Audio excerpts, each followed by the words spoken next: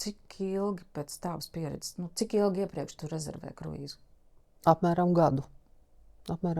Es plānoju, teiksim, tātad šo te ceļojumu, jo tomēr man ir jāsalaugo gan ar darba iespējām, arī finansiālās, jo es nebraucu viena, es braucu parasti ar vīru.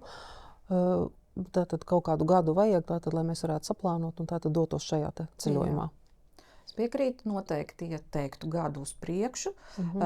Kruīzu kompānijas, piemēram, tagad aprīlī izsludinās cenas un maršrutus 2027.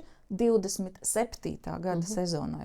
Un 2026. Gada sezona ir jau pilnā sparā, pārdošana dažādi. Kāpēc es arī, liekas, ārprāts, gadu iepriekš, ko tu tur vari izvēlēties, taču vēl nezinu, kā dzīvē būs. Bet